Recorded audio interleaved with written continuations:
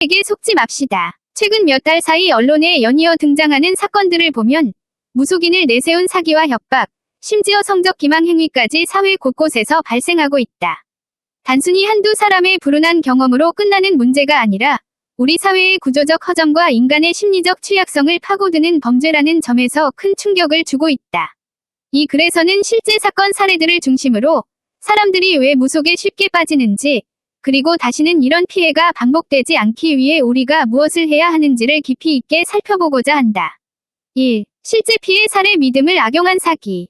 서울에 사는 40대 직장인 A씨는 오랜 시간 직장 문제와 가정 문제로 힘든 시기를 보내고 있었다.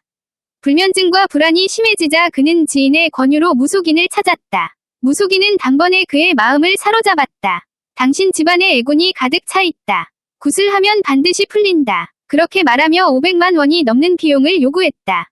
A씨는 처음에는 반신반의했지만 혹시나 하는 마음에 굿을 진행했다. 그러나 시간이 지나도 삶은 나아지지 않았고 오히려 무속인은 굿이 부족했다. 애군이 더 세졌다. 며 수천만 원의 추가 비용을 요구했다. 결국 A씨는 가진 돈을 대부분 잃었고 더는 견딜 수 없어 경찰에 고소장을 제출했다. 하지만 이미 돌이킬 수 없는 경제적 심리적 피해가 남았다. 더 충격적인 사건도 있었다. 최근 JTBC 사건반장에서 다룬 사건은 시청자들에게 큰 파장을 일으켰다. 한 무속인이 여성 피해자에게 접근해 귀인을 만나야 불행이 풀린다 고 속였다. 그리고 특정 남성과 성관계를 해야 한다고 요구했다. 피해 여성은 무속인을 믿고 실제로 귀인과 잠자리를 가졌다. 그러나 알고 보니 그 귀인과 무속인은 동일 인물이었다. 무속인은 여성 앞에서는 무녀처럼 행세하며 점을 보고 동시에 귀인인 척 연기하면서 피해자를 철저히 기만했다.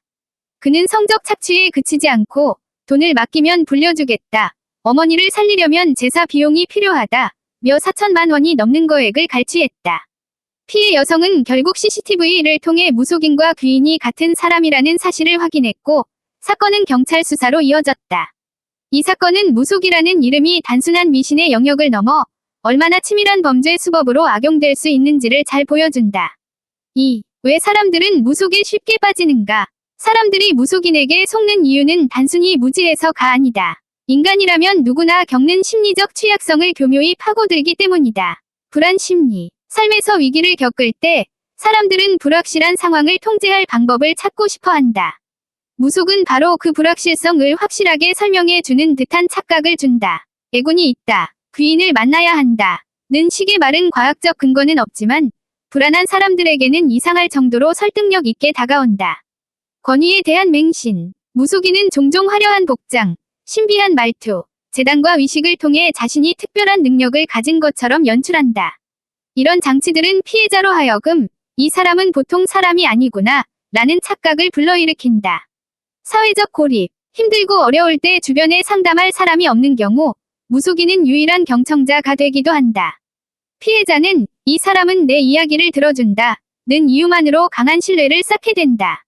그 순간부터 무속인은 피해자를 마음대로 조종할 수 있는 위치에 서게 된다. 3. 피해는 왜 반복되는가? 무속 사기는 오랫동안 존재했는데 왜 여전히 같은 수법이 반복될까? 첫째, 법적 규제의 한계 때문이다. 무속 자체는 개인의 신앙 문화적 표현으로 보호되는 영역이다. 따라서 이를 전면적으로 금지하기는 어렵다. 문제는 그 안에서 이뤄지는 사기와 협박인데 피해자들이 증거를 확보하기 힘들고 또 혹시 내가 속은 걸 알면 사람들이 날 바보라고 할까 하는 수치심 때문에 신고를 꺼리는 경우가 많다. 둘째, 언론 보도에도 불구하고 사회적 인식이 바뀌지 않는 점이다. 수많은 피해 사례가 소개되었음에도 여전히 많은 사람들이 혹시 이번엔 다를지도 모른다 는 생각으로 무속을 찾는다. 불안할 때 합리적인 해결책보다 주술적 위안이 더 쉽게 다가오기 때문이다. 4. 무속 사기. 이렇게 대응해야 한다. 무속 사기를 막기 위해서는 개인과 사회 모두가 함께 노력해야 한다. 개인 차원에서의 경각심. 돈을 요구하는 순간 의심하라. 특히 고액의 굿 비용, 수천만 원대 제사 비용은 거의 100% 사기다.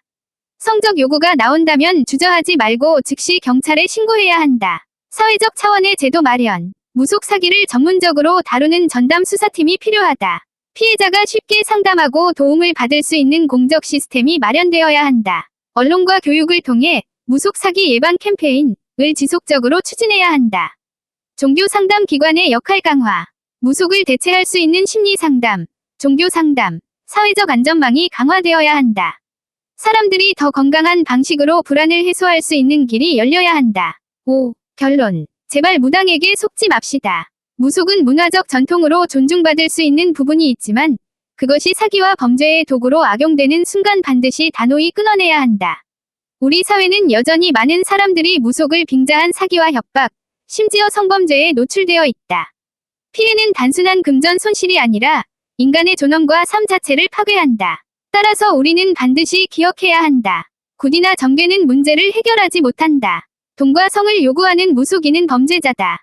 피해자는 부끄러운 것이 아니라 범죄의 피해자일 뿐이다. 더 이상 무속 사기가 사회 곳곳에서 발붙이지 못하게 하려면 모두가 위심하고 경계하며 피해자가 용기를 낼 수 있는 환경을 만들어야 한다.